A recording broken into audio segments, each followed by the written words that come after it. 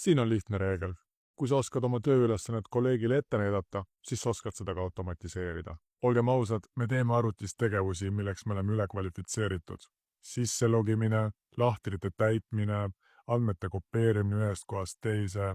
See on nüritöö. Inimene on loodud mõtlema, mitte tuimalt klikkima. Paljud arvavad, et automatiseerimine on kallis ja nõuab suuri arendusi, aga enam mitte. Põhimõtteliselt on asi lihtne.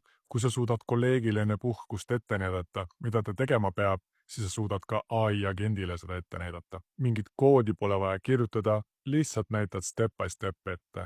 Mine sinna aadressile, logi sisse, liigu menüüs sinna kohta, sisesta tekst või kopeeri mingid andmed või tõmba mingi fail alla ja ongi kõik. Ja kui ütled talle, et tee seda iga esmaspäev kell 9, siis võid selle enda to-do listist täiesti maha tõmmata. Üks küsimus, mis konfidentsiaalsete andmetega tihti tekib, on turvalisus.